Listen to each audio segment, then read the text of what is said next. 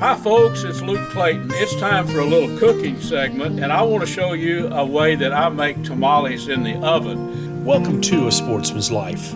We're so glad you tuned in to join us for another exciting real-world outdoor adventure right here on A Sportsman's Life.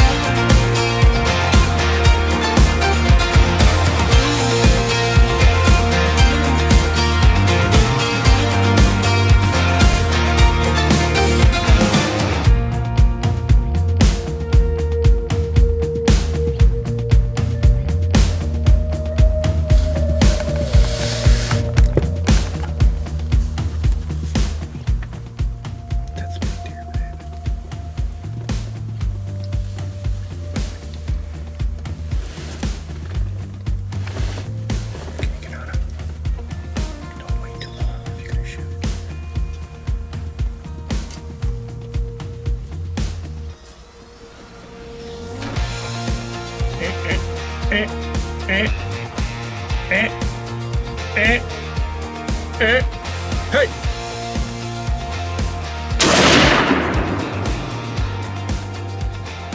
Did I get him? I didn't get the camera on him, I don't think. I don't care. Did I get him? I didn't see him. I couldn't tell. Well, if you were on him, you got him.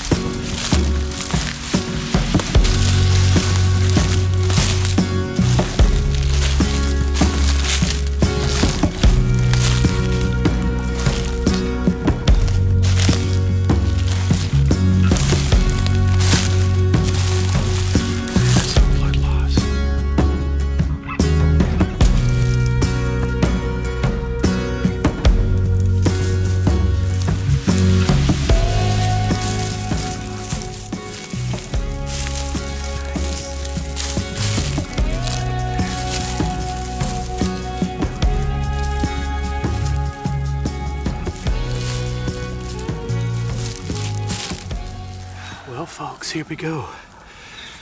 My wife got it done tonight. Nice buck. Oh, I don't know if I got the shot on film. Sorry, folks. I was trying to stop him. He stopped. He was broadside, but you couldn't get on him. And then, finally, he kind of headed off, and I stopped him by hollering at him just long enough for her to get a shot. Whew. Way to go, baby. Some venison for the freezer, folks. So there you have it.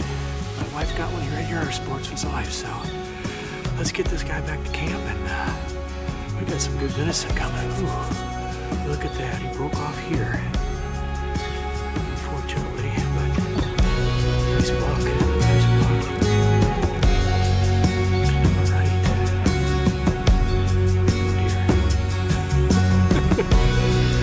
All right.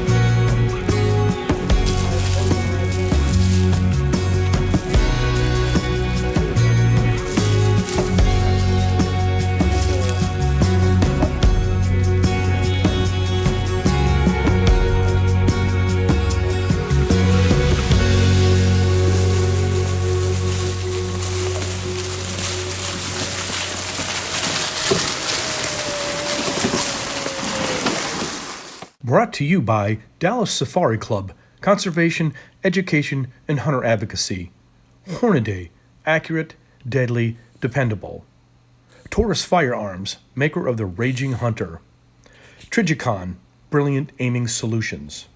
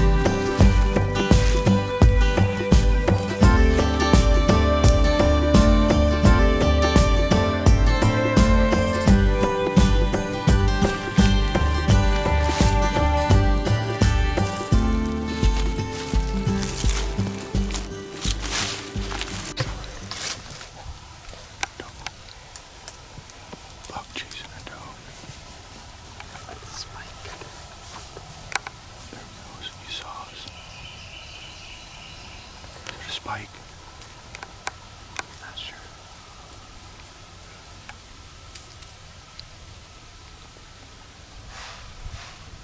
Don't move.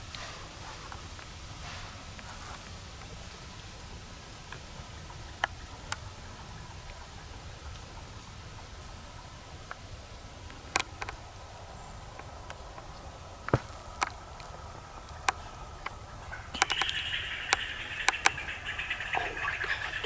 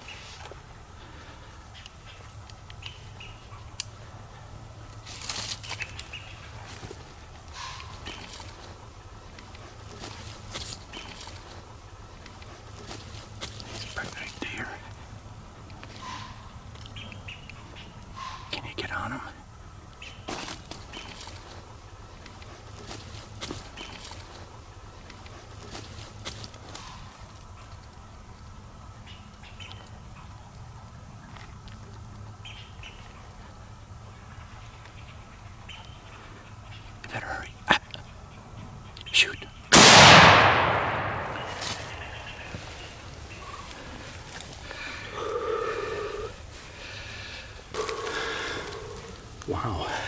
We just walked into A party.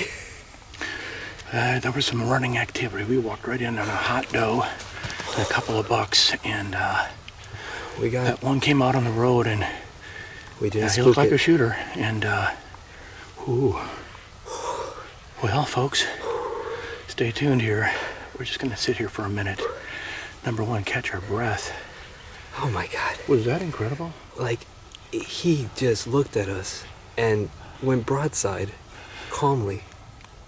I Oh, hope to. that other buck, he He saw us. kept snorting. Yeah, he saw he us. finally ran. Yeah, The doe was still, well, she ran off, but she was right over on this side of us, and big buck right in the middle of the road.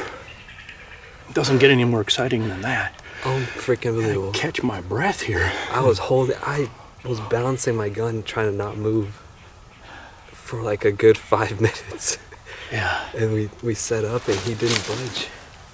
Well, that tree up there to the right, he was just past it, and that's where he cut in. That's probably, 175 yards maybe? Good shot, yeah. Absolutely beautiful day here at the Buck and Bass Ranch. It's a gorgeous day. Wow, we just out for a stroll, thought we'd see what we were gonna try to rattle up. That's right, yeah. We were gonna try to rattle. I almost got him out. Yeah. But then when I saw that buck down there, I'm like, no, I better not. A doe, a buck, and a buck. Yeah. Well, this rut can be the best time of the year to be out here. It's so much fun. You get out here and just to see this stuff. This will be Mirza's second buck. So he shot one out here last year. Nice buck. Hey. Yeah. It was an earlier show on here on our Sportsman's Life. Beautiful. Go check it out. Newbies, not anymore. Right? No. Not anymore. We have a little bit of seasoned in this now. All right. 5 after. Got a little blood on my watch from my wife's deer last night. Now Mirza's got a buck here. And I tell you what, we're out here having some fun. So thank you for joining me here. This has been awesome. This has been an unbelievable day. The day continues. We've got a buck to look for. So stay tuned here on our Sportsman's Life. We'll be back. Oh my God, Jeff. Well, friends, we didn't have to go far. We were going to go past this tree. I knew he turned right there. Well, we're not even up to that tree. And have a look, won't you? You didn't make it 10 yards. Nice shot, buddy. Thank you. We're just standing here just to make sure he's not moving. And I think that's my he's not moving. first 200-yard shot. I think you shot a whopper buck there, buddy. Wow. It's a big time. All right. What do you think about this hunting stuff, man? You're no longer a newbie. There's a bittersweet moment where it's buck number 2. Yeah. And it's just a special. You know, I'm really happy that I got to. I'm glad we got it. I'm glad it was a clean shot. Absolutely. Everybody. Well, you always like an ethical shot. Yes. And, what we're going to do is we're going to go put our hands on that bad boy. Then Oh yeah. we'll talk. We'll be ready. Let's go. Well, an absolutely unbelievable morning. Mirza and I decided to take a walk, and we were going to do a little rattling, just to see if we could rattle in a buck. And the property that I just acquired here, we were back in on it, and we came across some rutting bucks. Pretty amazing, huh, Mirza? I mean, to Unbelievable. walk right in on rutting activity.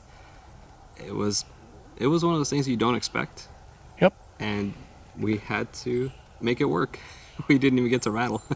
No, we sure didn't. He popped out on the road, and I will have to say, my friend, good shot. Thank you. Excellent shot, and that's one of those things you want, an ethical, clean, good shot, and take them down quickly, and you certainly did that. So congratulations, and nice buck, buddy. Really nice buck. Thank you, Jeff. Mirza's second buck here. So, all right, folks. Well, Mirza, let's get him loaded up on the mule and Let's do it. we'll get him back to camp, and we're going to start cutting up some steaks. I think we might have to have some fresh backstrap for a mid-afternoon snack, huh? Thinking you're right, Jeff. All right. Once we loaded Mirza's buck up on the mule, we realized quickly that this whitetail buck had been attacked by coyotes. You can see here where the flesh was ripped away from the chest area and the ear was nearly ripped off of this buck. Coyotes are a major predator of white-tailed deer across the United States, especially on fawns. Coyotes are a significant source of deer mortality and most often prey on whitetails in the earliest months of their lives. Seeing this is my first indication that we have a large coyote population living in and around the area. It'll be critical in the next weeks and months to get snares and other traps set to reduce the coyote population. With the wounds that this deer sustained from the coyotes would only lead to bacteria, and likely this deer would have got sick and been eaten by coyotes alive. Hence the need for coyote reduction in this area. Upon reviewing some of my trail cam pictures, I actually realized I had a video of this deer 2 days before Mirza killed him, and you can see clearly the wounds that this deer sustained. It was obvious this deer was lucky. He got away, but the wounds he sustained will likely be fatal.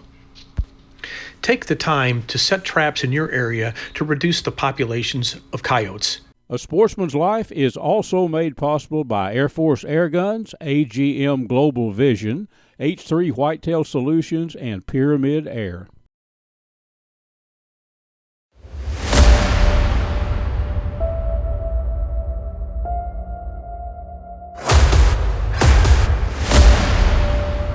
Good morning, sports fans. Bill Carey with Striper Express with your fishing tip on A Sportsman's Life. Have you ever had your line wrap around your rod tip? Pigtail, get curly, hard to cast? What's happened is your line is twisted all up. What you do is, if you're in a boat, you want to cut that lure off. As you're idling away from the boat ramp, feed all that line out. When it's all out to the knot, just lightly hold it and feed it back on. The twist goes out by itself. It's magic. Now what happens, what causes that twist is, on a spinning reel, every time you turn that reel, this line twists. If you're fighting a fish, a lot of people like to stay in the fight. You should stop and let the fish take his drag and get back in the fight the minute he gives it to you. But it's going to happen. And if it pigtails around your rod tip, it's time to get it untwisted. Troll it out without a lure on it, you'll be surprised. You don't have to change the line. It's brand new, ready to go. Now if you have to do it on the fishing, on the bank, I have, you got to walk long enough, just further enough where you length that you cast, and you'll be in business. So there's your fishing tip with A Sportsman's Life. Bill Carey with Striper Express. Go catch a fish. Conservation Today is brought to you by Hayden Outdoors Real Estate, the brand that sells the land. Visit HaydenOutdoors.com to find or sell your farm, ranch, or recreational property. If you look behind me right here, this started out as a brush pile where somebody was clearing some brush, cutting limbs, made a pile, put it in an isolated area, or kind of an isolated, almost like a teepee, if you will. What happens then is the birds come to it, they leave their droppings, the seeds fall to the ground, those germinate. You've got a little bit of protection for that plant to grow up. So if you're trying to increase the diversity, if you got some, whatever the limbs are, just make a pile of limbs out in the pasture and just leave it. You don't have to plant anything underneath it because the birds are going to do it for you. Then you'll end up with something like this. It's got a great variety of different types of species that are all good for wildlife. Hi folks, it's Luke Clayton. It's time for a little cooking segment, and I want to show you a way that I make tamales in the oven. You know, the conventional way to make tamales is using a double boiler and steaming them for about 2 hours, which is it's a long process and it's a lot of work, but you can make tamales probably in half the time if you use this method, using aluminum foil, a double layer, a little moisture in it, and bake them, and they come out just perfect. So let me walk you through the process. Well friends, here are the ingredients that I use to make the tamales. We are not going to steam these, we're going to actually bake these tamales in a double layer of foil here. So basically, you know, get you some masa harina. This Bob's Red Mill is real good, or just get you some regular old masa flour. And you're going to need to mix that with some chicken broth. We are making some wild turkey breast fajitas. And then I use this Las Palmas green chili enchilada sauce. And I use that for the liquid to make the filler here for the tamales. And into this went about 3/4 of a cup of Crisco. So you wanted a pretty good consistency where you can actually spoon it on the tamales, on the corn husk, I should say. So that's about it, and you want to make sure on your corn husk and let them set in warm water for a couple of hours. And here's the turkey breast. Now I cooked that down and shredded it, and actually added some of the chicken broth to it, added some of the enchilada, the green chili enchiladas, and also I put some green salsa in there too. So I'm going to go ahead and assemble a few of these. Assembling the things is a little bit tricky. What you want to do is use the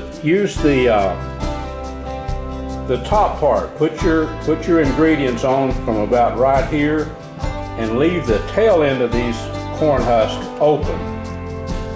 Let's assemble one, let you look at it.